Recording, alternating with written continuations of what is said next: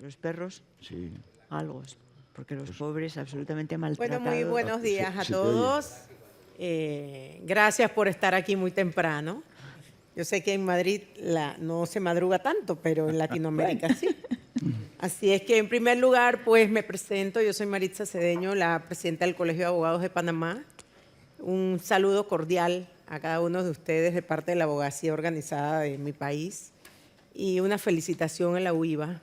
Carlos Andreucci, felicidades por el gran evento que te has tirado este año representando los 50 años. Estamos muy contentos de estar acá y bueno, tenemos un panel hoy muy especial para hablar de un tema que muchos decimos que está de moda. Yo creo que viene de moda hace muchos años y creo que va a ser muy interesante. Ayer tuvimos unas grandes ponencias, cada una de ellas muy interesantes y hoy pues no nos vamos a quedar atrás. Estoy segurísima de que vamos a tener un conversatorio excelente en esta mañana. Hablaremos pues del cambio climático y derechos humanos y la responsabilidad de las empresas. Para ello pues hoy tenemos la compañía de José Manuel Marraco, Sí, Marraco Espinós, sí. que es abogado, Andrés Sáez de Santa María, ese soy yo. Ese soy yo, Paz. Paz, And- perdón, Paz Andrés, Claudia Morroy, que viene de Argentina, y Víctor Olea Peláez, que viene de México. Así es que, como ven, y también vamos a tener una intervención de Ricardo Lorenzetti, que no nos pudo acompañar físicamente en esta mañana. Creo que ayer ustedes participaron algunos aquí, tenemos algunas reglas que cumplir. Al frente tenemos el cronómetro, tenemos 10 minutos para cada uno y trataremos pues de cumplirlo. Seguramente nos regalarán algunos minutos, otros no, pero para poder tener este intercambio de ideas con todos los compañeros y entraríamos a el periodo de preguntas y respuestas. Ayer se dio un poco que los videos los veíamos al final. Hoy, por estrategia y por temas específicos, hemos intercambiado esto. Así es que le vamos a pedir a los controles que iniciemos con Ricardo Lorenzetti, que es un video que nos ha enviado en esta mañana. Como ven, Ricardo Lorenzetti, perdón. Buenos días. Es un gran placer para mí participar de este Congreso de la UIVA en su edición 26. Es un gran honor. Lamento no poder participar personalmente, ya que estoy en unas conferencias en Italia, muy cerca, pero imposible de trasladarme. Quiero enviar un saludo y unas felicitaciones muy especiales a las autoridades, en particular a Félix Bolaño García, ministro de la Presidencia, Justicia y Relaciones con las Cortes, a Salvador González Martín, presidente del Consejo General de la Abogacía Española, a Carlos Andreucci, presidente de la Unión Iberoamericana de Colegios y Agrupaciones de Abogados, la UIVA. También quiero saludar a los miembros que integran la mesa y colegas, muy especialmente a la moderadora, Maritza Cedeño, presidenta del Colegio de Abogados de Panamá, José Manuel Marraco Espinosa, abogado también, Andrés Sáenz Santa María, consejera permanente del Consejo de Estado, Paz Andrés Sáez de Santa María, Claudia Moray, abogada, y Víctor Olea Peláez, expresidente de la Barra Mexicana de Abogados.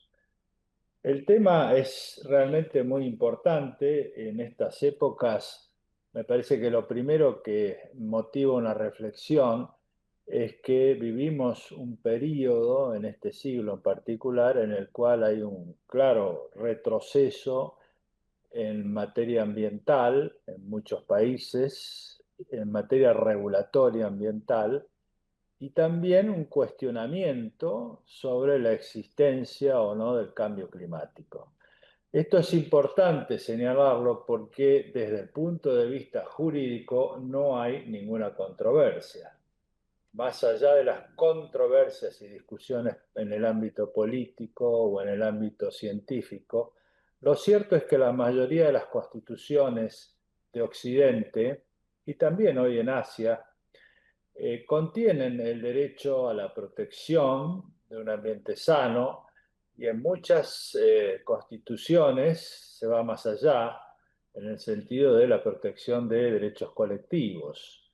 Asimismo, las legislaciones infraconstitucionales también son muy claras en el sentido de la protección ambiental y de todos los instrumentos jurídicos. Entonces, la primera cuestión que es importante aclarar desde el punto de vista legal para abogados, abogadas, jueces y jueces, es que si bien puede haber regresión en materia política, económica o en el campo científico, en el campo jurídico no puede haber regresión. Por eso es importante actualizar lo que Michel Prier desarrolló en Francia hace muchos años, que es el principio de no regresión, plenamente aplicable en la actualidad, porque cuando se habla, como en el panel, de cambio climático y derechos humanos, la primera observación es la progresividad de los derechos fundamentales, que en el campo ambiental implica la no regresión. Y la no regresión no es solo en materia de legislaciones, que pueden ser regresivas,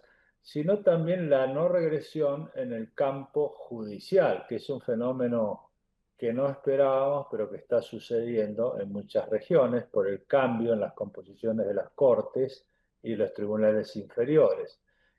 Pero aquí es muy importante señalar que debemos respetar el precedente, y a veces estos cambios no implican necesariamente que se deba cambiar el precedente.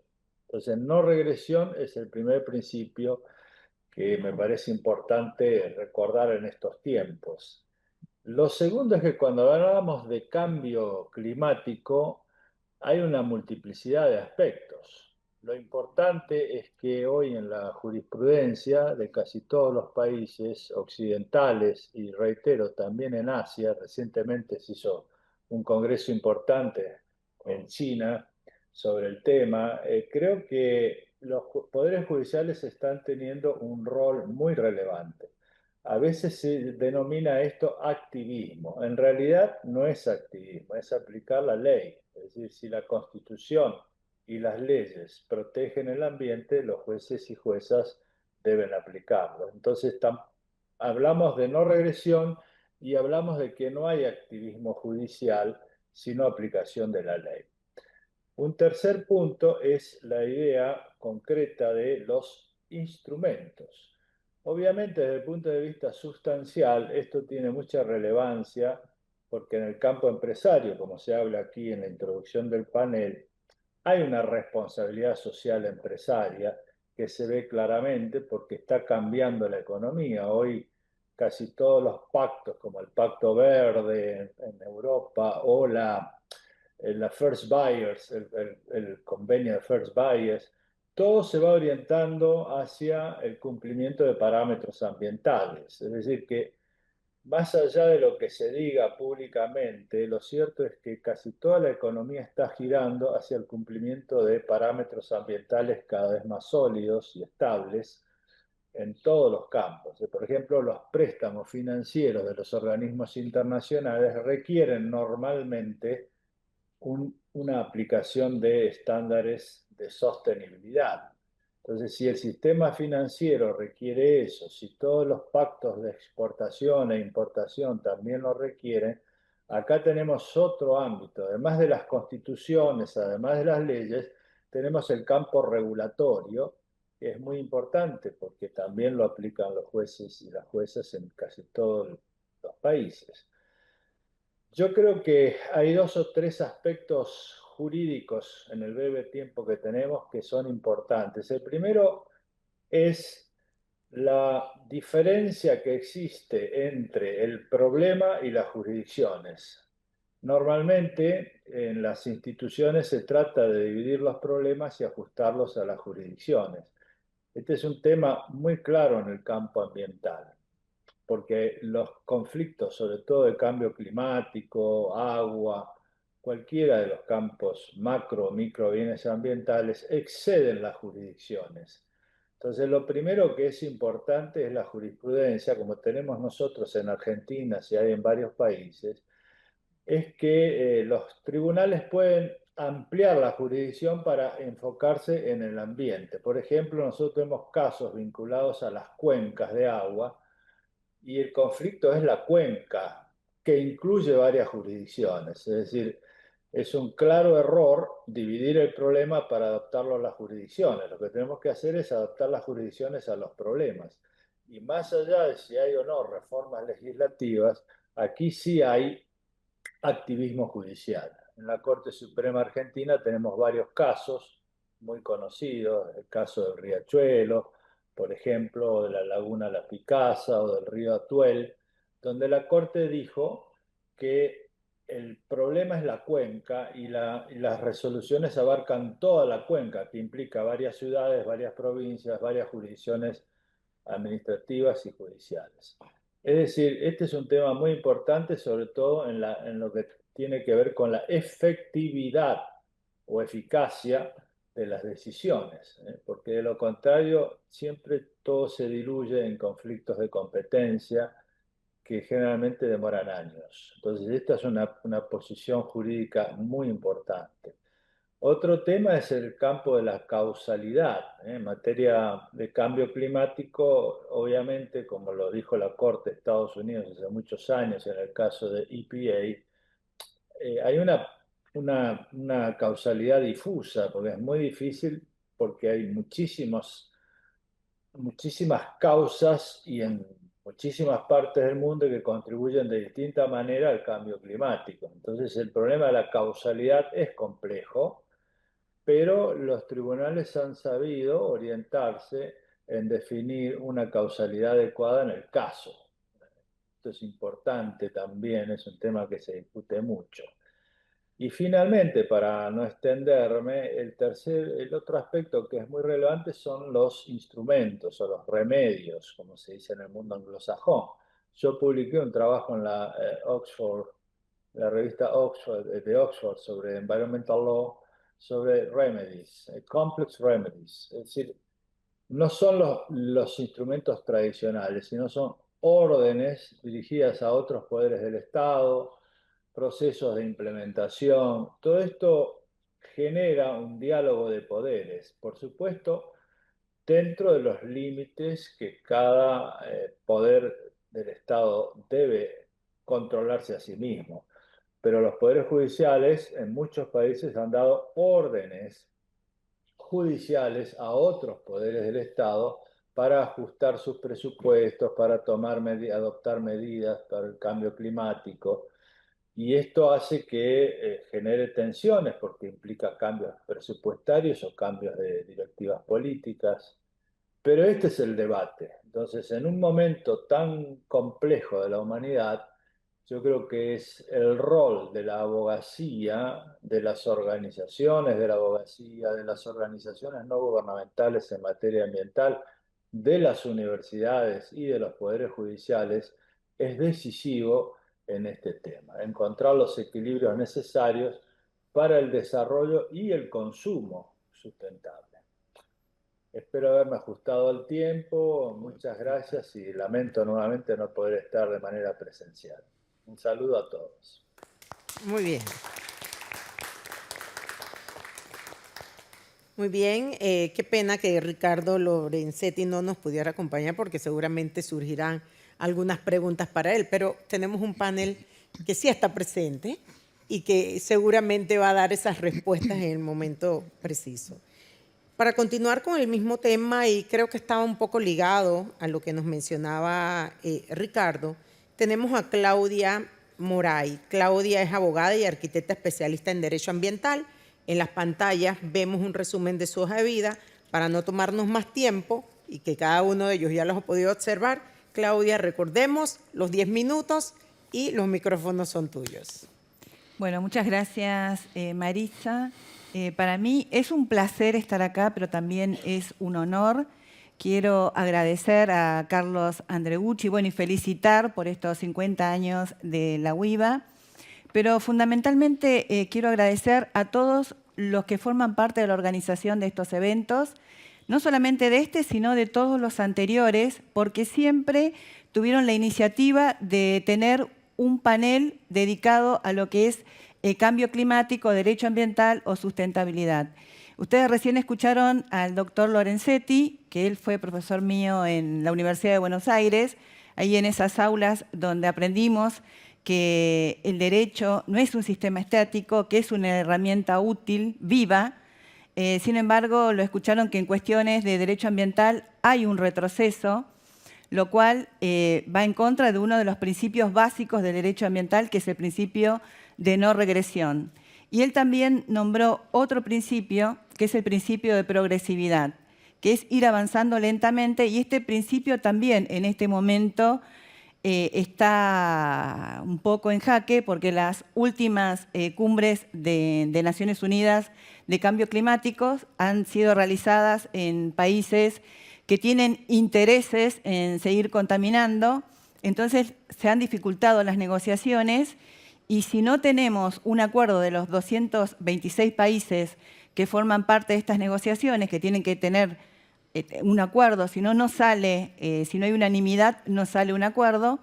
Entonces, estamos en una situación difícil últimamente en las cuestiones ambientales por estos dos principios básicos y, aparte, cuando en general se refiere a cambio climático, se piensa en los osos o se piensa en el derretimiento de los glaciares, pero en realidad estamos ante un problema ambiental, que es lo que se pensó siempre, en un fenómeno jurídico disruptivo. O sea, ya no es un tema de biólogos, y va más allá del tema de la ética ambiental.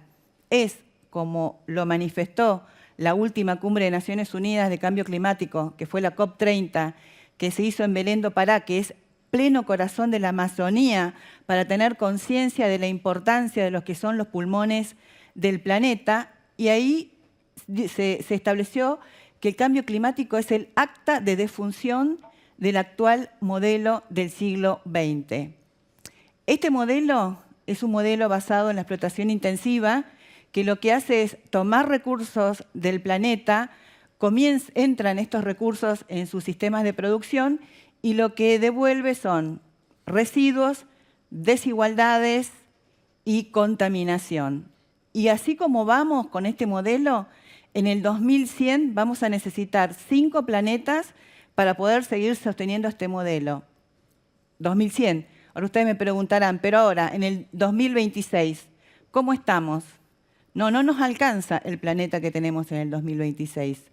La fecha del sobregiro ecológico del año pasado fue el 24 de julio. O sea que nosotros en 7 meses utilizamos todos los recursos que el planeta es capaz de regenerar. Y también con las cuestiones del cambio climático, yo no les tengo que explicar cuáles son las consecuencias, porque muchos de ustedes lo habrán vivido o si no lo habrán visto por los medios de comunicación. Pero lo que hace el cambio climático es intensificar y hacer más frecuentes todos los fenómenos meteorológicos. Entonces, muchas personas ven que sus medios de subsistencia son arrasados, muchos, sus casas, pierden las casas, y mucha gente es afectada a su salud. Por esta cuestión, ayer, porque el 2021 fue hace muy poquito, Naciones Unidas declaró que el derecho a un ambiente sano es un derecho humano. Y esto luego fue ratificado por la Corte Interamericana de Derechos Humanos. Pero vayamos un poquito a las cifras para tener una conciencia de lo que es esta problemática. En el Acuerdo de París, que esto que yo le comentaba de la Convención Marco de Naciones Unidas de Cambio Climático, que se llaman COP, Conferencia de las Partes, integradas por 97 partes, que son más o menos 226 países, en el 2015 se estableció como un límite ya peligroso sobrepasar el 1.5 la temperatura media global respecto a la era preindustrial. Se denominó el Acuerdo de París. Ahora, ¿cómo estamos hoy 2026. Hoy estamos con un aumento de la temperatura de 1.28 grados, según la Organización Meteorológica Mundial y el Sistema Copérnicos. O sea, que tenemos 0,22 grados de diferencia. ¿Estamos a tiempo? ¿No estamos a tiempo? ¿Y qué significa estos 0,22 grados para una empresa que está acá, que está en Iberoamérica, que está en Asia, que está en África? Significa que el margen de error para la seguridad jurídica es casi nulo. Y aparte este sistema, este modelo económico intensivo, hoy es un riesgo financiero. Y apenas 100 empresas emiten el 70% de los gases de efecto invernadero. Esto cambia totalmente el concepto de responsabilidad, porque ya no es la humanidad la que contamina en sentido abstracto. Ya tenemos actores que tienen que responder ante los estrados por su huella de carbono. Y esto, de este diagnóstico, que yo les dije recién, un diagnóstico académico, 1.5 máximo el aumento de la temperatura, 1.28 el actual, 0.22 es el margen que tenemos, 70 empresas, 100 empresas que son las que emiten el 70% de estos gases de efecto invernadero. Ante este diagnóstico académico surge una nueva realidad legal en Europa. Entonces, las empresas que venían cuidando voluntariamente el medio ambiente, ahora han surgido ya no más declaraciones de buena voluntad, ya no más recomendaciones, ahora ya son leyes que son drásticas, que son vinculantes, que son obligatorias. Y el motor jurídico de este cambio es la directiva de europea de la debida diligencia. Y esto funciona como un efecto espejo. Una norma que nace en Europa impacta inmediatamente en Iberoamérica, en la parte jurídica, social, ecológica. Una empresa que esté en Iberoamérica y quiera exportar a Europa va a tener que cumplir con esas normas, si no, no lo va a poder hacer. Y una empresa que esté en Europa limpia ya no va a poder mirar hacia un costado si la cadena de suministro no lo es, si tiene deforestación en el Amazonas. Entonces va a tener que cumplir toda su cadena, desde la materia prima hasta el producto final, con estas directivas.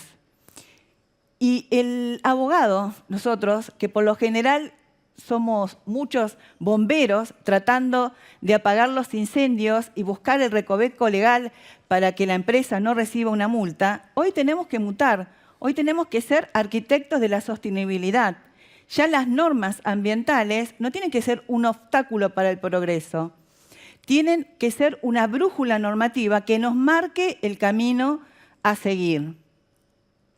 Y estamos acá en Madrid, que este puente que estamos haciendo con Iberoamérica, que sea un puente de soluciones, que el abogado sea el abogado que el planeta necesita, porque la seguridad jurídica del futuro va a depender de respetar los límites planetarios.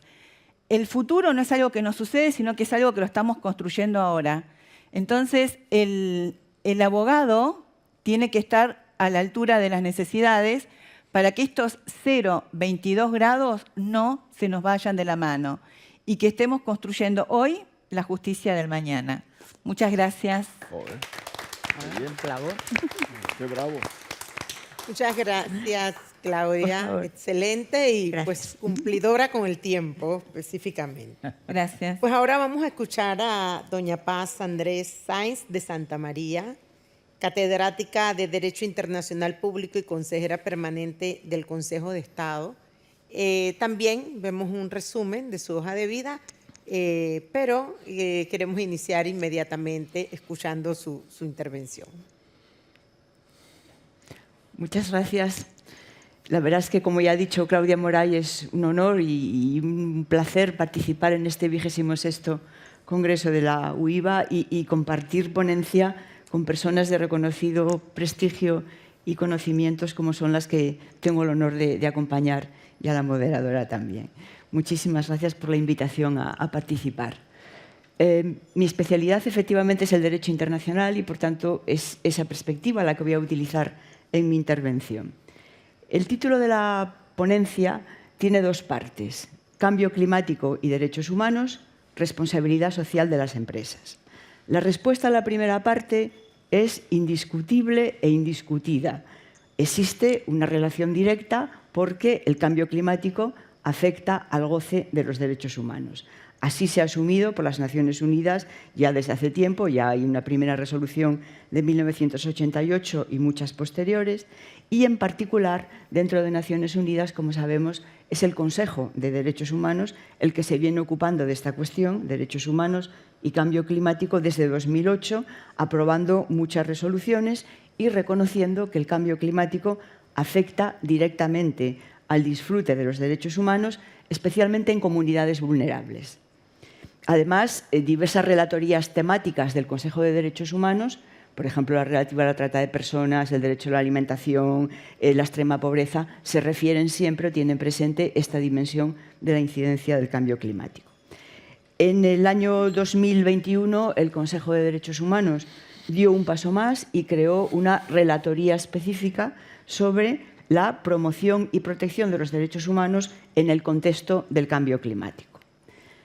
Por otra parte, los tratados internacionales que se ocupan del medio ambiente y del cambio climático también tienen presente la relación entre eso y los derechos humanos. El preámbulo del Acuerdo de París, que es el más reciente, dice, como pueden ver ahí, tiene una referencia para decir que las partes deberían respetar y promover siempre los derechos humanos en relación con el medio ambiente.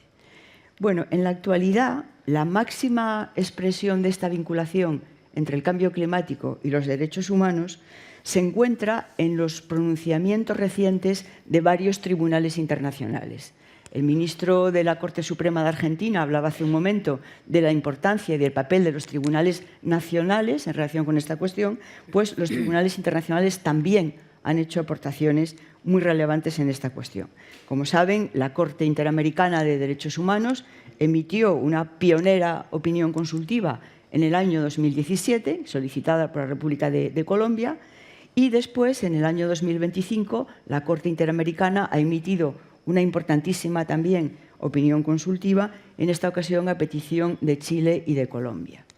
Ya en la primera opinión consultiva, la de 2017, la Corte Interamericana, en primer lugar, recordó que ya en casos concretos anteriores ella venía pronunciándose sobre determinados derechos humanos y cómo afecta el tema del medio ambiente sobre ellos, en particular, por ejemplo, en relación con determinados grupos especialmente vulnerables, en particular los derechos territoriales de los pueblos indígenas, y en esa opinión de 2017 amplió y aumentó diciendo que los daños ambientales pueden afectar a todos los derechos humanos, aunque hay algunos, como venimos diciendo, más susceptibles que otros de ser afectados.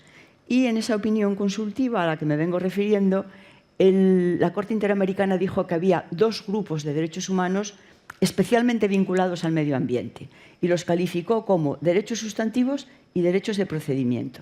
Los derechos sustantivos pues, son el derecho a la vida, el derecho a la integridad personal, el derecho a la salud, el derecho a la propiedad, y los derechos de procedimiento, por ejemplo, el derecho a la libertad de expresión, el derecho a la información, el derecho a participar en la toma de decisiones y, por supuesto, el derecho a un recurso, a una tutela judicial efectiva.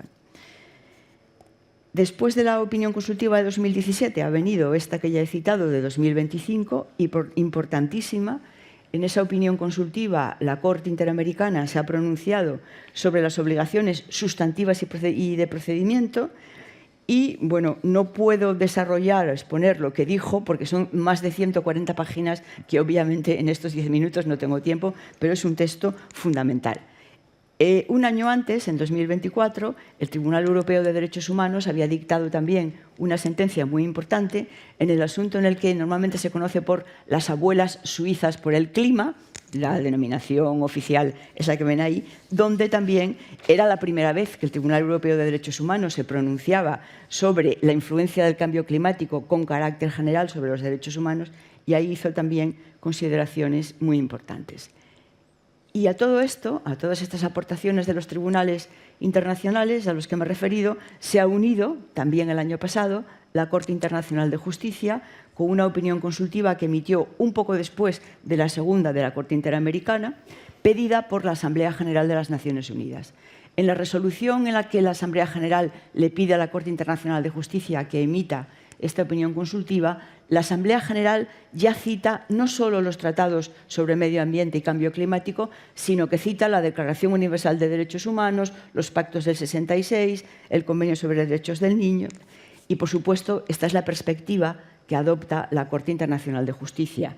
La Corte, a la hora de determinar el derecho aplicable para responder a la consulta que le ha planteado la Asamblea General, dice que considera que los principales tratados relativos a los derechos humanos forman parte del derecho aplicable, del derecho más directamente aplicable en relación con el cambio climático. Por esta razón, la opinión consultiva dedica también muchas páginas a analizar las obligaciones de los Estados desde el punto de vista del derecho internacional en relación con los derechos humanos y el cambio climático y llega a esta conclusión que pueden ver en la pantalla. Dice la Corte Internacional de Justicia que el pleno disfrute de los derechos humanos no puede garantizarse sin la protección del sistema climático y de otros componentes del medio ambiente, y para ello los Estados deben adoptar medidas al respecto. Por tanto, respecto de la primera parte del título de la ponencia, la respuesta es clarísima. Es clarísima, hay una relación directa, como ya decía al principio, entre derechos humanos y cambio climático. La segunda parte, la relativa a la responsabilidad social de las empresas, es más complicada, entre otras cosas porque las obligaciones enunciadas por las normas y por los tratados internacionales van dirigidas a los Estados y, por tanto, son ellos los que luego tienen que regular la actividad de los actores privados y, en particular, la actividad de las empresas, que es el tema que nos ocupa. No obstante, en el ámbito internacional hay textos que son muy importantes y, en ese sentido, tenemos, como es bien conocido, esos principios rectores sobre las empresas y los derechos humanos que aprobó el Consejo de Derechos Humanos en 2011. Ahí se enuncian con carácter general unas obligaciones de las empresas respecto de los derechos humanos que son plenamente aplicables a la dimensión específica del medio ambiente y el cambio climático. No me detengo en ellos por no agotar demasiado el tiempo. Junto a esos principios rectores de 2011 hay otro texto que a mí me parece muy importante, que es esta nota informativa sobre el cambio climático y los principios rectores sobre las empresas y los derechos humanos que se aprobó, que se adoptó en el año 2023.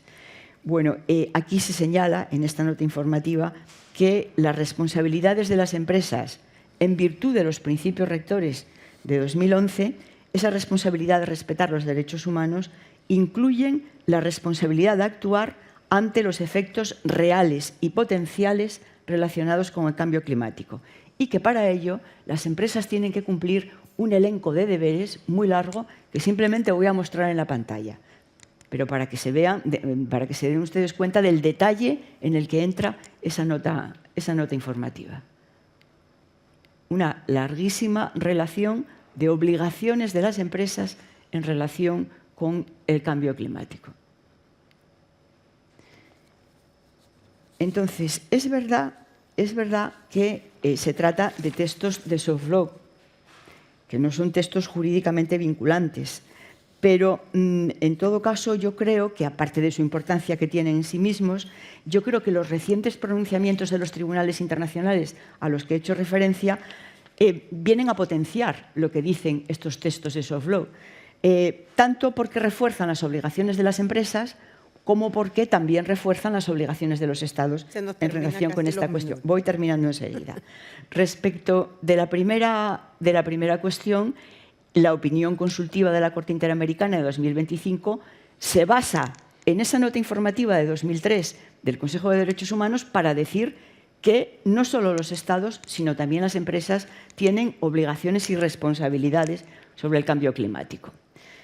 Por tanto, por un lado, los pronunciamientos de los tribunales internacionales insisten o refuerzan las obligaciones de las empresas y también, en segundo lugar, decía, refuerzan las obligaciones de los Estados, porque dicen que tienen que legislar sobre esa materia y que si no lo hacen, dijo la Corte Internacional de Justicia, incurrirán en responsabilidad internacional. Quiero terminar con una referencia a una cuestión específica.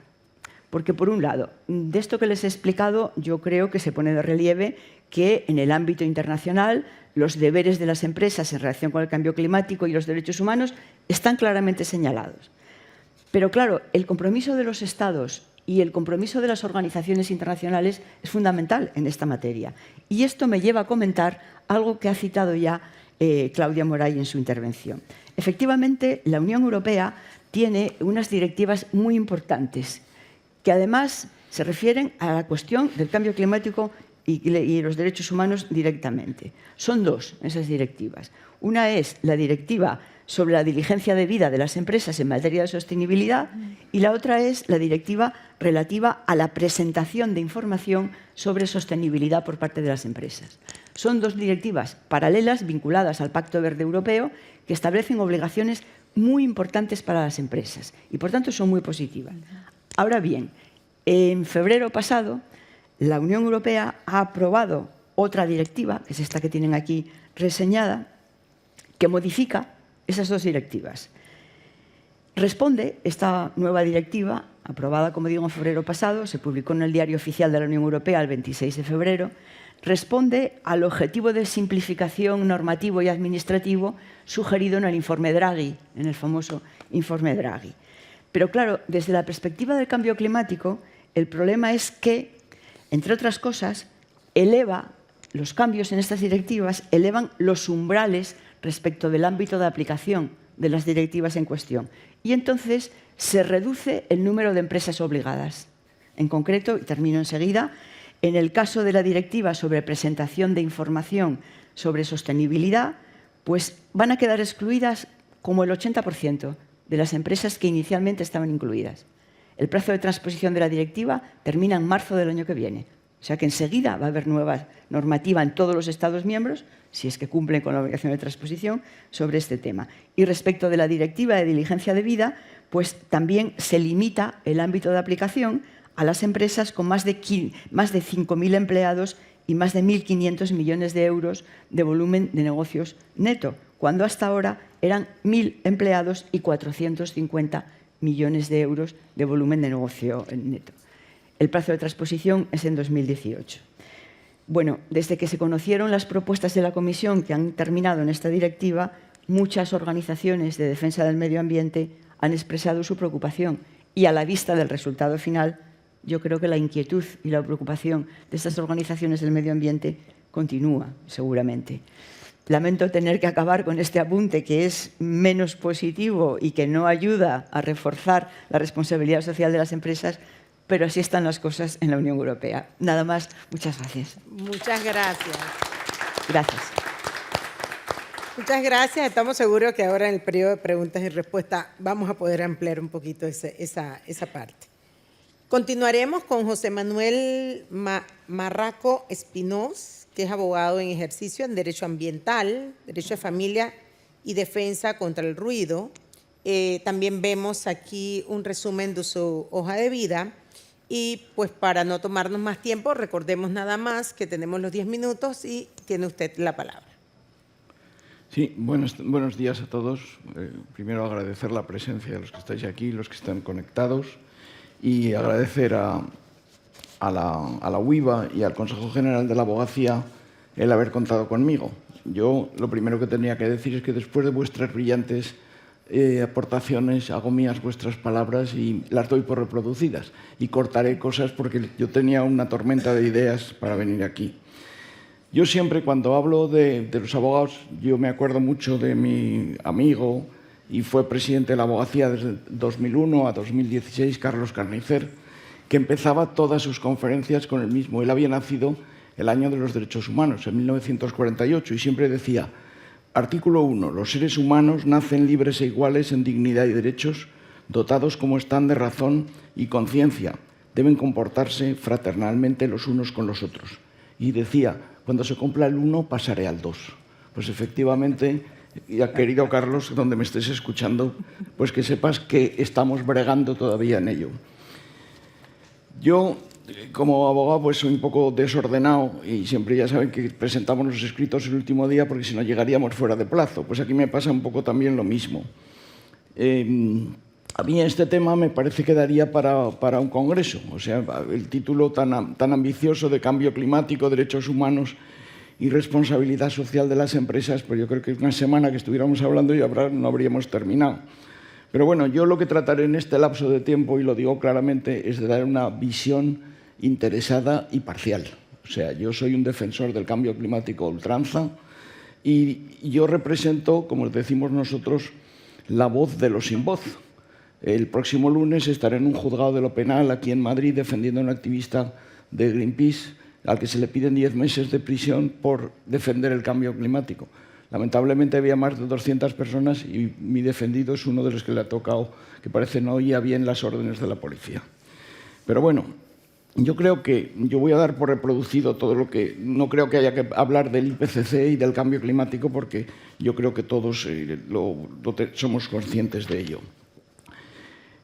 Como decía Antonio Guterres, decía que realmente es el derecho humano, o sea que decía que efectivamente, es que me quedaba ahí un poco porque tenía cosas apuntadas y quería hablar en este sentido. Él reconoció el derecho a un medio ambiente limpio, saludable y sostenible. Centrándonos en España, lo que tenemos, porque pensando que era la UIVA, estaba pensando que lamentablemente nosotros ese derecho humano no lo tenemos planteado como un derecho fundamental, sino como un principio rector.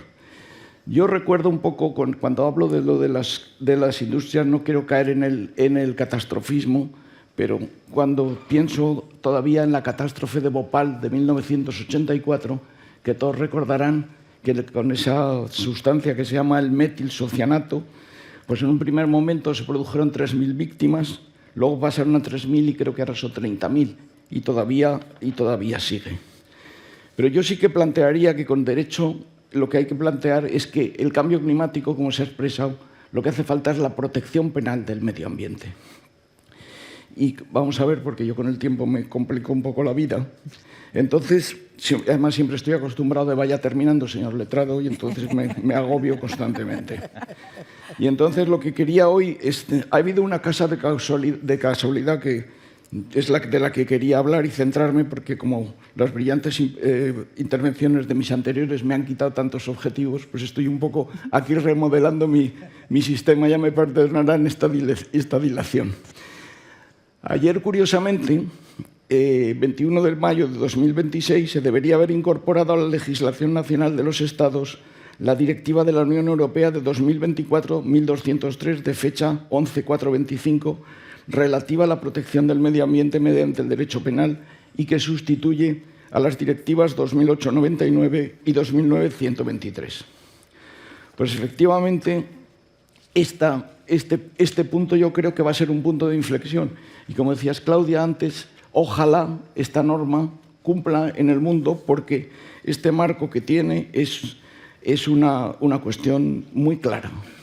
Quería solo hacer una referencia a las empresas y contar una anécdota de que yo creo que las cosas han cambiado mucho. Yo me acuerdo en los primeros pleitos ambientales, uno en el año 1990, que una empresa contaminante, que por discreción me callaré para que no me pongan una querella, entonces entró el fiscal, estaba yo personado en la acusación popular, que es también una de las cuestiones que quieren suprimir, pero que el artículo 125 de la Constitución española sí tiene, y creo que tenemos que seguir interviniendo las organizaciones no gubernamentales. Hay que depurar la acción popular. Tienen que ser los que tenemos interés en actuar por la sociedad, no lo que estamos viviendo ahora en España con los intereses políticos, que parece este país un palacio de justicia. Entonces, yo querría contar esta anécdota que dice un poco lo que pasó, por ejemplo, y que era un poco lo que ocurría en las empresas. Cogimos las actas del Consejo y decía una de las cuestiones, decía, hemos encargado un dictamen pericial, pero parece que no ha salido muy favorable, habrá que encargar otro. Esto hoy sería un escándalo verlo en las empresas. Y ahora ha habido una cuestión que me ha parecido muy interesante, que es que el Ministerio de Trabajo español ha presentado un informe recientemente, en el mes de mayo, para avanzar en políticas públicas de responsabilidad social empresarial que blinden los derechos sociolaborales y los derechos medioambientales. Esta interconexión de derechos me parece que es muy interesante, y esta nueva agenda de responsabilidad social y empresarial quiere plantearlo en el sentido de que en esta plataforma, que estaban organizaciones no gubernamentales como Amnistía Internacional, Intermón, Greenpeace, pues planteaba la visibilización de múltiples y graves infracciones cometidas por parte de las empresas en materia de responsabilidad social. Y entonces yo les aconsejo que busquen en Internet este informe del Ministerio de Trabajo, que es muy interesante. Y ya en estos 3 minutos me gustaría terminar hablando de lo que había planteado, porque ya digo, he tenido que cortar aquí muchas cuestiones, y es la directiva esta a la que me refería, la 2024-1203, que plantea muy claramente la ampliación de la protección penal. O sea, amplía significativamente el catálogo de los delitos medioambientales, introduce delitos cualificados para daños especialmente graves, y aquí se plantea una cuestión que está avanzando mucho, que es el ecocidio. O sea, el plantear la agresión extensa. Entonces les aconsejo que también les remito a esta directiva, que anula las anteriores, sube los límites de prisión de las personas físicas, de las personas jurídicas. Estamos hablando ya de penas superiores a 10 años de prisión, regula las agravantes, atenuantes, en fin, es muy completa, y la sanción sobre todo para personas jurídicas, que para la empresa desde luego yo creo que es importante, porque hablarte de la restauración ambiental, la exclusión de ayudas públicas, de subvenciones, la inhabilitación, en fin. Ya perdonarán esta intervención atropellada, pero cuando estoy viendo ahí me veo ya con... Vaya terminando, señor letrado. Es que es un poco la desgracia. Pero lo que querría decir es que todo esto tiene que terminar en una aplicación de los tribunales de justicia. Y lamentablemente los tribunales de justicia que tenemos en estos momentos son deficientes. Yo en los últimos que tenía, por ejemplo, hace poco, en los activistas de Greenpeace que defienden la legalidad de las playas con el Hotel El Algarrobico, que espero que termine algún día en el suelo como tiene que terminar, le decía yo a la jueza: señoría, cuando empecé yo a defender a estos muchachos eran jóvenes activistas, y hoy tenemos un problema donde tienen que dejar los hijos porque ahora son todos padres de familia para poder venir al tribunal. Pero, en fin, solo querría acabar diciendo que realmente lo que termina todo es en los tribunales. Y sin una administración de justicia el papel lo soporta todo. Tenemos todas las normas, está todo ahí. Pero lo que hace falta, y la directiva lo dice, hace falta unos tribunales especializados. En España se cumplió la Fiscalía de Medio Ambiente, y querría recordar a Antonio Bercher, recientemente fallecido también, y da la casualidad de que hace falta esos tribunales ambientales. Yo recordaré una anécdota, que estábamos hablando en una contaminación de empresas de la demanda química de oxígeno, la DQO, y un día ya el juez jubilado me lo encuentro por la calle y dice: Marraco, le quiero decir una cosa. Cuando usted hablaba de la DQO, digo, esta señora cuando va a aparecer aquí por el tribunal, porque el juez no sabía lo que era la demanda química de oxígeno. Esa es la situación en la que nos planteamos. Bueno, a mí me gustaría más debatir que exponer todas estas cuestiones, y terminaría citando al filósofo Byung-Chul Han, que habla mucho de la esperanza, y dice que cuando más profunda sea la desesperación, más intensa será la esperanza también. Y entonces seguiremos luchando en ello por el artículo 45, por el derecho humano al medio ambiente, y espero que la próxima vez, cuando venga aquí ya con los 110 años, pues entonces ya, digamos, el algarrobico esté en el suelo y el derecho al medio ambiente sea una realidad. Muchas gracias. Gracias. Yo creo que esa lucha de tribunales especializados está en muchos países, por lo menos en el nuestro. Tenemos fiscalías especializadas ambiental, sin embargo no hay tribunales especializados. Entonces llega uno a donde un juez que ve muchas materias y bueno, seguramente no se logra el objetivo específico. Para terminar la intervención de hoy, pues vamos a cerrar con un broche de oro con Víctor Olea Peláez, que es abogado penalista y director de su bufete de abogados, con más de 40 años de experiencia en litigios. También vemos en las pantallas un resumen de su hoja de vida. También fue presidente de la Barra Mexicana, ¿verdad? y vicepresidente del Consejo General de la Abogacía Mexicana. Víctor también nos va a tratar este tema de responsabilidad y ya más específicamente de la parte penal. Adelante, Víctor. Muchas gracias, Maritza. Antes que nada, bueno, mi reconocimiento, mis felicitaciones para don Carlos Andreucci, no solo por tu exitosísima gestión durante estos años al frente de UIVA, verdaderamente ha sido marcada por tu capacidad probada, Carlos, y además por tu empatía siempre al respecto. Muchas gracias por asistir a este momento. Desde luego a su vicepresidente, mi querido amigo Alfonso Pérez Cuéllar, Maite del Consejo General de la Abogacía Española, en fin, a todos mis compañeros de este panel, a quienes respeto mucho. Ya he tenido la oportunidad de coincidir con Claudia en algún otro panel similar, me parece que en aquel congreso de UIVA en Pamplona. En Pamplona, sí. Y bueno, es un privilegio para mí estar con todos ustedes.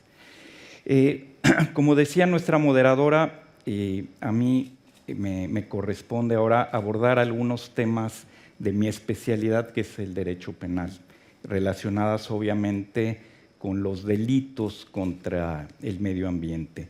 Y este tema tan interesante de este panel me llevaría a mí a sostener que el reloj del fin del mundo tiene puesta una manecilla orientada en estos temas, materia de este panel.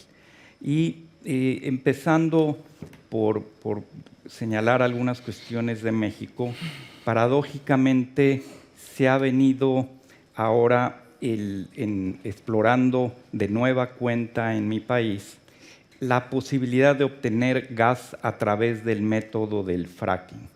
Y con una lastimosa y enorme lentitud, recientemente el Estado mexicano ha reconocido un ingente derrame de petróleo en el Golfo de México que ha causado un ecocidio brutal en esta parte de México y derivado de una empresa petrolera del Estado que muchos sabemos que se llama Pemex, Petróleos Mexicanos. Así que esto demuestra el importante y evidente divorcio que existe entre la política de lo criminal y los hechos en el que el propio Estado mexicano basa su actividad en favor supuestamente del medio ambiente. También, y aquí están Elías Huerta, desde luego Alfonso Pérez Cuéllar, mexicanos, y no me dejarán mentir en el sentido de que una obra sexenal en que en México y sobre todo específicamente en la península de Yucatán se llevó a cabo y que ha tenido graves daños para el ecosistema de esta zona. Se arrasó con la selva, se montaron pilotes sobre cenotes y acuíferos, se establecieron reservas ecológicas sobre asentamientos urbanos y se acabó con varias especies de animales con el fin de ver pasar un tren que ha sido un verdadero fracaso en México y que ha sido totalmente inviable desde todos los puntos de vista, pero que sobre todo ha causado daños ecológicos que yo calificaría de irremediables. Otro aspecto que habría que subrayar es el número de activistas ambientales asesinados en los últimos 10 años en mi país. Según datos del Centro Mexicano de Derecho Ambiental, 199 de estos activistas han sido asesinados y el esclarecimiento de estos hechos está por verse todavía. En México, lamentablemente, oponerse a una obra prioritaria que afecte a una comunidad aislada o a un desvío de aguas o denunciar el envenenamiento es definitivamente una actividad riesgosa y no por falta de una normatividad, sino por la falta de protección para quienes denuncian estas cuestiones ambientales. A partir de esta breve introducción, he decidido hacer y desarrollar una muy modesta comparativa entre algunas cuestiones de delitos de medio ambiente, tanto en México como en España.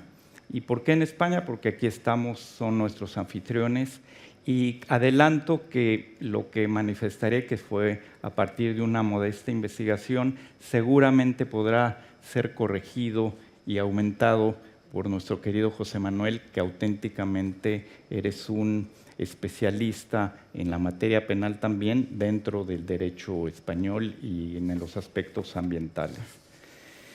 Podría señalar respecto de España, en relación con esta investigación que realicé, los delitos contra el medio ambiente están regulados principalmente en el Código Penal, artículos 325 al 331, dentro del título relativo a los delitos contra los recursos naturales y el medio ambiente. ¿Y cuáles son sus características principales? Se sancionan conductas como vertidos contaminantes, emisiones ilegales, gestión indebida de residuos, daños a espacios protegidos, y se exige generalmente un riesgo grave para el equilibrio de los sistemas naturales. La prisión va de 6 meses a 5 años, hay agravantes desde luego que las incrementan, multas, inhabilitación profesional, y un elemento clave en muchos tipos penales aquí en España son normas penales en blanco, es decir, dependen en gran medida de la infracción de la normativa administrativa.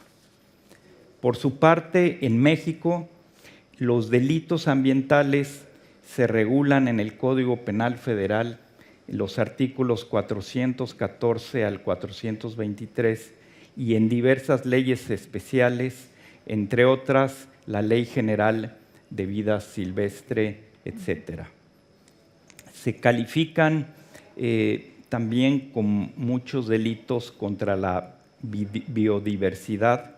Recientemente se implementó una reforma en la que se crean los delitos hídricos en México, que también es una cuestión muy interesante que nos llevaría mucho tiempo abordar. En esta clasificación están el manejo ilegal de residuos peligrosos, el cambio ilegal de uso del suelo, que estos delitos son muy recurrentes en México, el tráfico de especies, y las penas de prisión van en un promedio de 6 meses a 10 años de prisión, y también multas económicas. A diferencia de España, México tiene una tipificación más fragmentada y sectorial, con una fuerte y criticable dispersión normativa. Según los datos que yo abrevé, en España en 2023 se registraron 6.532 infracciones penales ambientales, casi el doble que en 2019. Más de 4.500 personas investigadas o detenidas, y con una tasa de esclarecimiento del 81%. Un ejemplo reciente es la investigación de vertido ilegal de 167,000 toneladas de residuos en Málaga.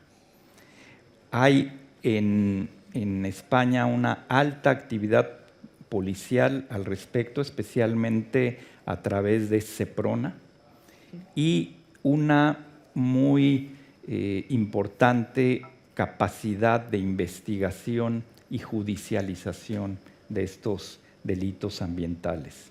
A su vez, en México, entre 2017 y a la fecha, se han implementado 5.829 carpetas de investigación. Se ha hecho un incremento al respecto en la investigación de los delitos y creo que para culminar el tema es de que, y coincidiendo con José Manuel, es que se tiene que implementar en ambos países una política de lo criminal coherente y racional, muy específica y muy dirigida al combate de los delitos ambientales. Muchas gracias.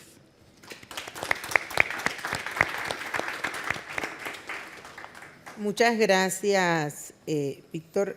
La verdad que este tema, no solo del cambio climático, sino los mismos delitos ambientales, pues creo que cada país está tomando medidas sobre ello, pero no vamos a la misma velocidad que los actores que en un momento dado pues cometen este tipo de delitos. Antes de iniciar, y esperamos, tenemos todavía media hora dentro de nuestro panel, así es que antes de iniciar preguntas y respuestas, yo quiero agradecer a nuestra relatora, que más tarde escucharemos todas estas resumen que nos hará sobre estas ponencias, Patricia Roxana Leiva, que viene también de Argentina, así es que también quiero que me le den un fuerte aplauso a Patricia. Y por supuesto a la coordinadora de la Abogacía Española, coordinadora de nuestro panel, Berta Álvarez, que también está aquí, nos acompaña hoy. Sé que abrimos el periodo de preguntas y respuestas, a ver quiénes son los primeros que van aquí.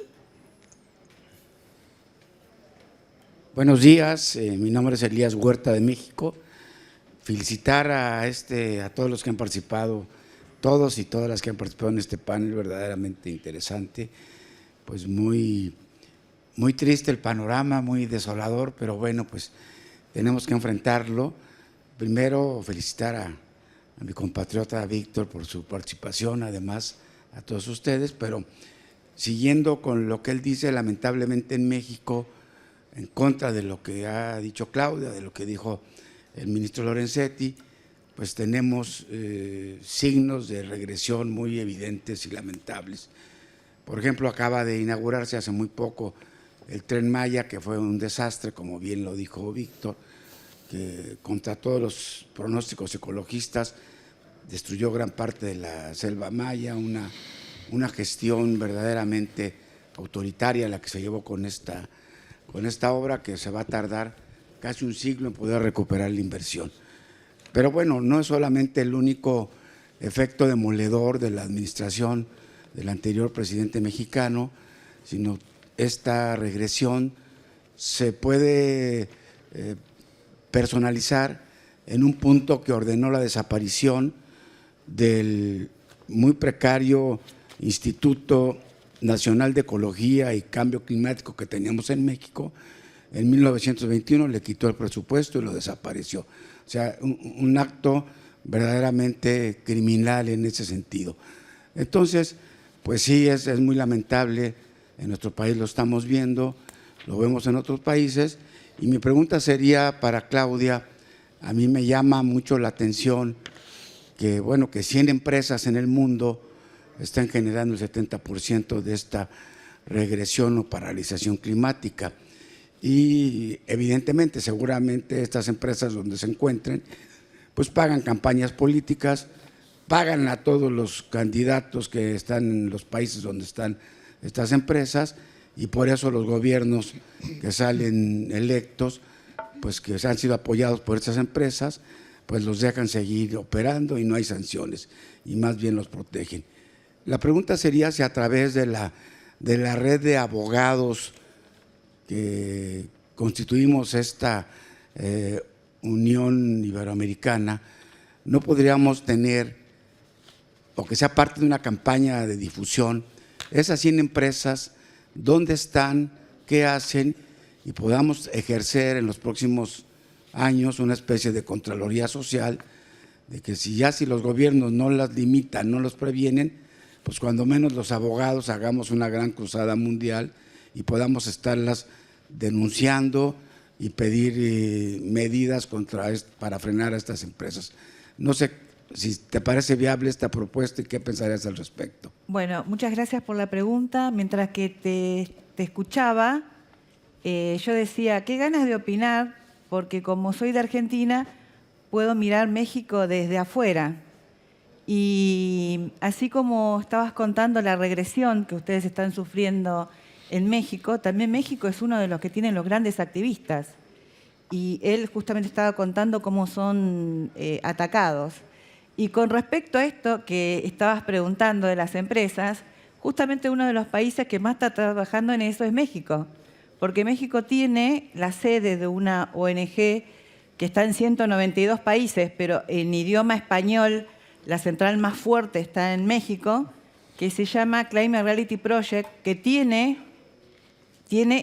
muy identificado, o sea, tiene todas estas empresas y está trabajando fundamentalmente con el tema de la concientización. Y está trabajando muy duro con eso. Por eso es como que México tiene estas dos cosas. Tiene grandes activistas, grandes trabajos, y a mí me pasa que en todos los eventos internacionales, yo también siempre digo 5 gobiernos, porque en Argentina tuvimos gobiernos muy distintos, y hace 5 gobiernos que yo represento lo que es la justicia constitucional en Naciones Unidas, y siempre estoy con México. O sea, México siempre me está acompañando. O sea que ustedes tienen este problema que también lo tenemos nosotros. Los argentinos también lo tenemos, pero también tenemos mucha gente que está trabajando en esto. Entonces es como que se da un yin y un yang. Gracias. A ver, creo que por aquí alguien había levantado la mano, ¿sí? Acá. Allí. Buenos días, soy Fernando Burdeos, de Argentina, Colegio de Abogados de La Plata. He prestado mucha atención a las exposiciones, los felicito porque han brindado mucha información, que por supuesto es muy relevante. Lo que voy a decir no quiero que lo tomen como algo pesimista, no puedo ser optimista, quizás debemos catalogar lo que voy a decir como algo realista. Las distintas cumbres que se han desarrollado en los últimos años, como también las presentaciones que se han hecho ante las Naciones Unidas,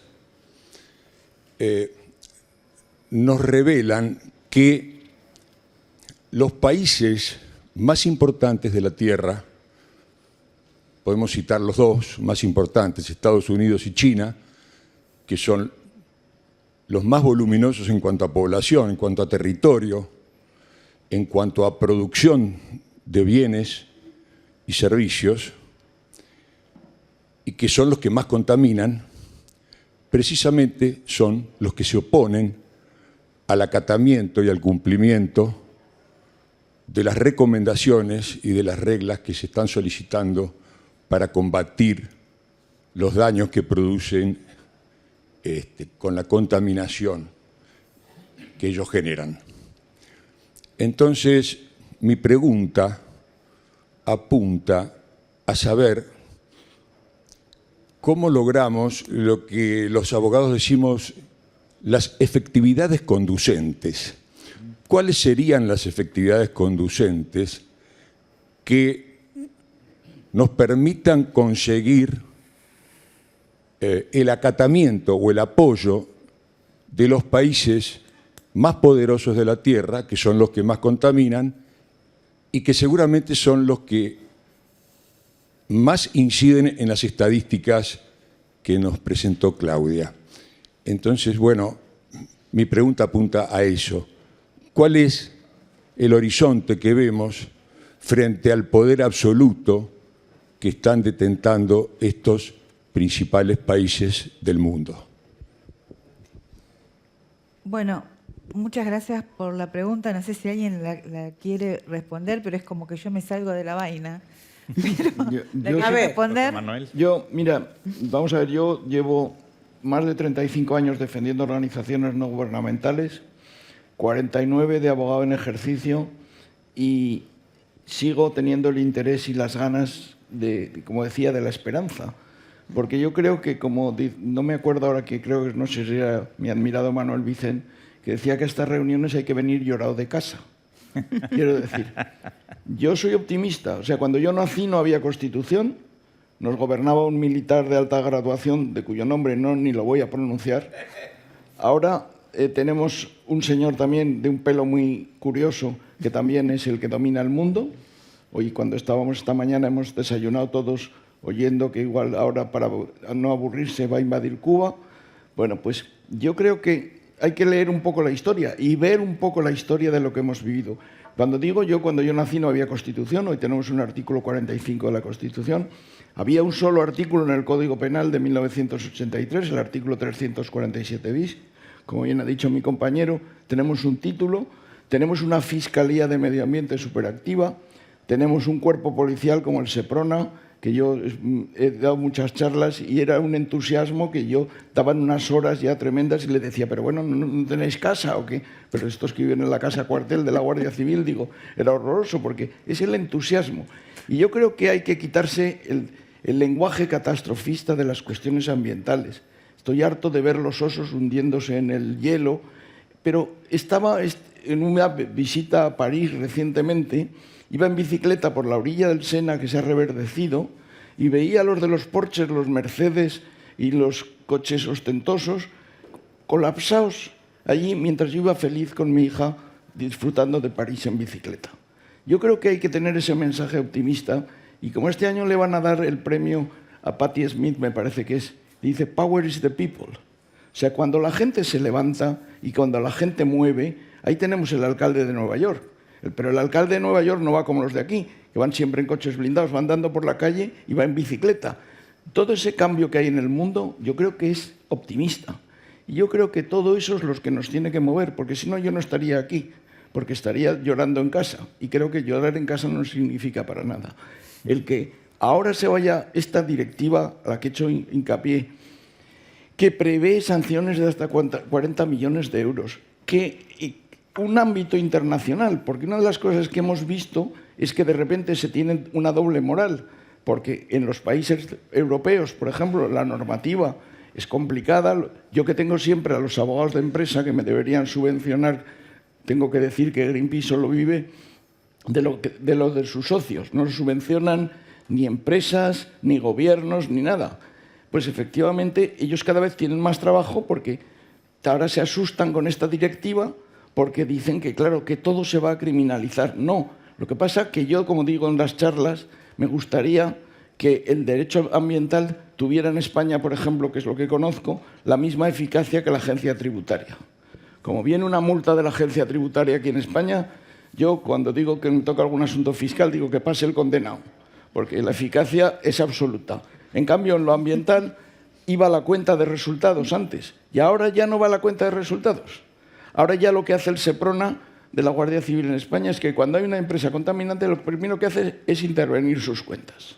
Y entonces ya la delincuencia ambiental está cambiando. Claro. En el sentido de que es eso. A mí lo que me duele profundamente es la cifra que has dado de 199 activistas muertos. Esta directiva que hace también protege a los que denuncian. Y eso es lo importante. Y yo creo que ese flujo normativo, ese interés, esa ilusión que tenemos los que defendemos el medio ambiente, yo creo que eso no lo va a parar nadie. Y creo que vamos a triunfar. O sea, yo lo digo claramente. O sea, hay que quitarse, porque a ellos les interesa eso de decir, usted no tiene nada que decir. ¿Cómo que no tienen nada que decir? Ahí están las organizaciones no gubernamentales que llevan años y efectivamente todos conocerán también que hay lo que se llama el SLAPP, el proteger ir contra los movimientos sociales. Ya Estados Unidos ya lo ha hecho. Un tribunal de Dakota pedía la friolera de 650 millones de dólares para Greenpeace y nos ha hecho una rebajita, se ha quedado solo en 350. Pero bueno, creo que la apelación prosperará, porque una de las cosas que todos podemos observar, y ya termino, perdón, que me estoy extendiendo demasiado, es que el único que le pone freno al señor este del pelo rojo de colores es los tribunales de justicia. Y eso es lo que tenemos que seguir. Y como decía Carlos Carricer, cada despacho de abogados es una oficina de derechos humanos y tenemos que seguir en ello. O sea que, adelante, compañero. Acá tenemos otra pregunta. Acá. Buenos días, Bennazar Sequeira de Puerto Rico. Voy a hacer un breve comentario para que se los lleven a sus países y luego una pregunta al joven litigante. Yo tengo un certificado de 50 años. Bueno, muchas gracias. Esto ha sido ayer y hoy un banquete de ideas, de discusión inteligente, de intercambio importante de información. Pero a este banquete asiste un invitado famélico, muerto de hambre de soberanía.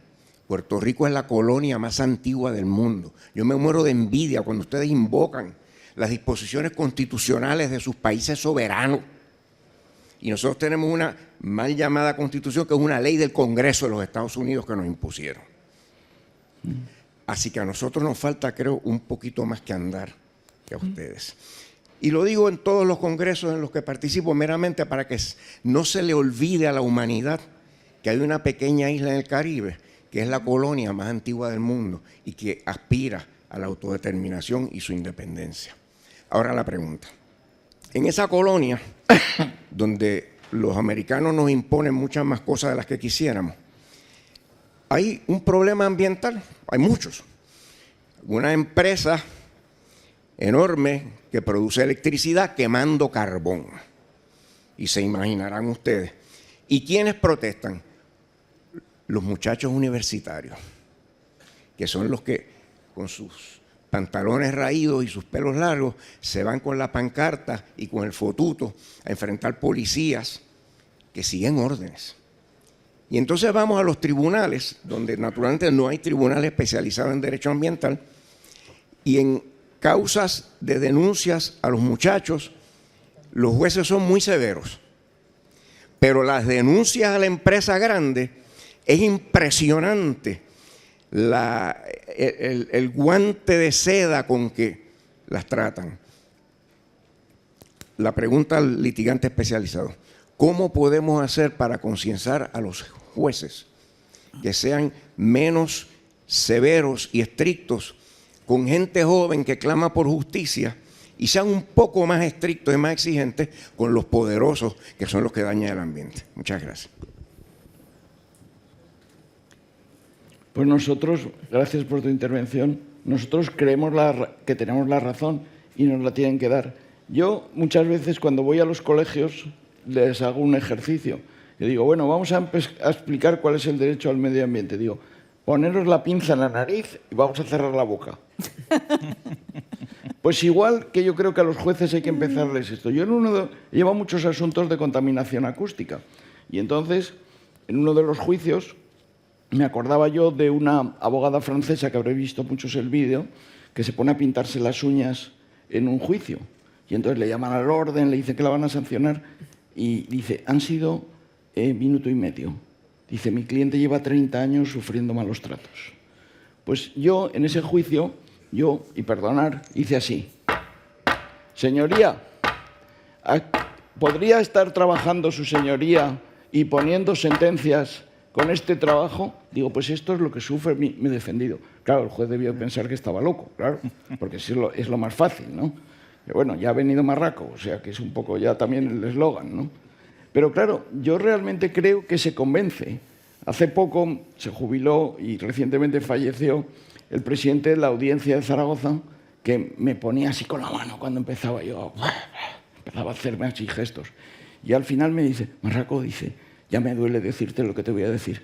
Tienes razón con lo del delito ecológico. Tendríamos que protegerlo más. Pues yo creo que como a nosotros nos asiste la razón y la transmitimos, ese entusiasmo que tenemos, yo vengo aquí a cargar las pilas con vosotros y escuchándoos, pues efectivamente, compañeros de todo el mundo, como decía que he dicho Carlos Carnicer, era una oficina de derechos humanos. Tenemos eso y tenemos que convencerles y no plegarnos. O sea, cuando los jueces... Ahora, por ejemplo, aquí en España, que hemos avanzado en muchas cosas, se graban los juicios. Entonces tienen la costumbre de decir antes de los juicios, ponerse a hablar los jueces. Y claro, yo cuando de repente empieza a hablar el juez y dice, bueno, esto tal, no sé qué. Yo con la venia dice, no le he dado la palabra. Digo, no, señoría, solo le pido que cumpla la ley. Ponga la grabación y ponga esto y que se recoja todo. Y yo creo que se avanza. O sea, lo que he dicho yo, en España teníamos solo un delito, tenemos ahora un título. Tenemos que seguir avanzando. Y yo creo que esta directiva a la que he hecho referencia le va a dar un ámbito que, ya te digo, los abogados de las empresas, mis contrarios, están muy preocupados. Con lo cual me da mucha satisfacción, ¿no? O sea, que esa es la cuestión. Yo te exhorto a que sigas y que realmente esos jóvenes pues tengan también el apoyo popular. Porque efectivamente lo que hay que quitar es que el medio ambiente es de todos. O sea, no es solo de los ecologistas. Ese es el error, ¿no? O sea, yo aquí no creo que tenga pinta de ser aquí ningún alternativo, ¿no? Pero cuando me pongo a hablar, creo que a muchos que vienen con el pelo más largo, que ahora yo ya no tengo, que ya lo tuve en su tiempo, pues creo que se quedan atrás, ¿no? O sea, que tenemos que seguir luchando y tener ese interés y esas ganas que yo creo que no nos ha de faltar. Y a los jueces convencerlos. Y luego hacer un poco caja de resonancia, que cuando haya un asunto en Puerto Rico, defenderlo. Yo pertenezco a una asociación mundial de abogados que os aconsejaría también, que se llama ILO, que está en Oregón, o como dicen ellos, en Oregon.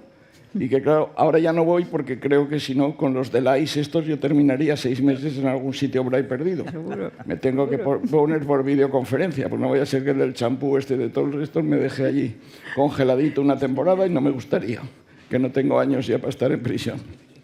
Pero bueno, yo os exhorto y os paso el ánimo que yo creo que ha merecido la pena. Sí.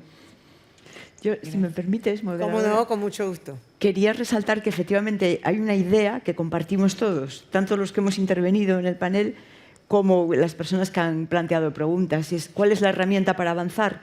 Está clarísimo, el impulso social, el impulso y la exigencia desde la sociedad. Y hay un ejemplo que lo pone de relieve, el caso que he citado del Tribunal Europeo de Derechos Humanos, las abuelas suizas por el clima. Es un caso precioso. Es decir, unas señoras, un grupo numeroso de señoras de mucha edad, por eso las llaman las abuelas, que se ponen de acuerdo y llevan adelante, con la ayuda, por supuesto, de abogados que les llevan el asunto y que las apoyan, llevan el tema ante el Tribunal Europeo de Derechos Humanos, diciendo que es que el cambio climático perjudica su salud porque ya tienen una edad, porque tal. Y consiguen que por primera vez el Tribunal Europeo de Derechos Humanos se pronuncie sobre esta cuestión con carácter general, más allá de derechos concretos sobre los que ya había hablado en otras ocasiones. A mí ese caso me parece realmente ejemplar y paradigmático, y ese es el camino. Ese es el camino. Ha habido otros casos también, lo que pasa es que por problemas de legitimación el tribunal no se pronunció. El caso Duarte y otros, que se fue en paralelo al de las abuelas suizas. Eran unos jóvenes portugueses que también... El de los niños. De los niños portugueses. Sí, sí. Entonces, ese es el camino. La herramienta es el impulso social, pero utilizando todas las... Forzar. Yo el primer Claro. asunto que llevé en el año 86, que muchos algunos no habrían ni nacido, era un tráfico de especies protegidas, que como lo conoceréis, después del de drogas y del de personas, es el más rentable.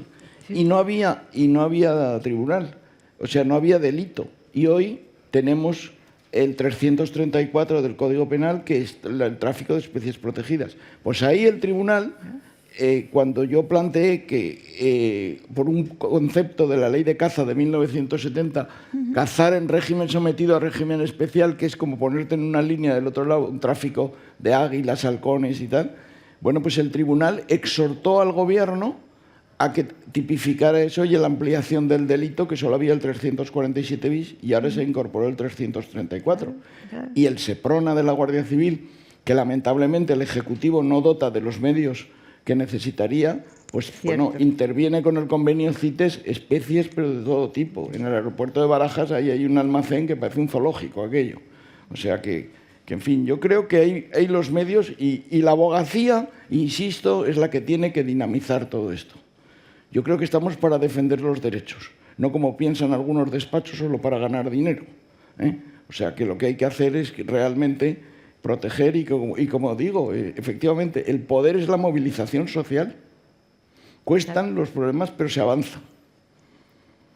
Sí. Bueno, muchas gracias a todos. Yo creo que nos llevamos unas reflexiones. Uno, la esperanza, la tenemos. falta mucho por hacer, pero tenemos esperanza de que en algún momento vamos a poder avanzar. 2, yo creo que nos hace falta mucha educación desde la niñez, en todos estos temas ambientales.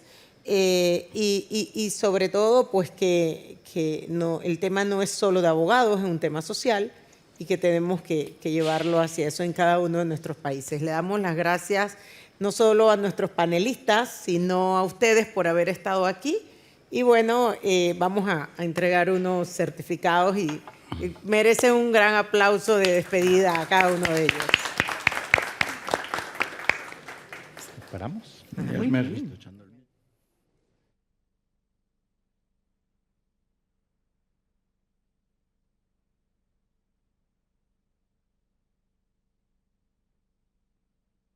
A ver, Claudia, para allá. Muchas gracias. Y aquí está tu medalla de los 50 Ay, años. gracias. Víctor. Gracias. Y aquí está, el de arriba es, y aquí está. Gracias. Me gustará doña Berta. No, doña, me los pasaron todos. Aquí no. Muchas gracias. Muchas gracias. Y acá está la... Ay, muchísimas gracias.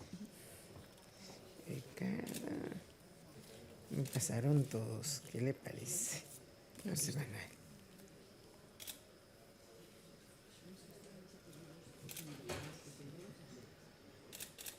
Ajá, José Manuel. ¿Nos permiten una fotografía en todos? Nos tomamos una... Vengan los dos. Vengan, sí, aquí, venga, venga. A ver, de acá. Mira para, ajá. Mira para allá. No, No. soy yo. Acá está, Patricia. Mira para allá, Patricia.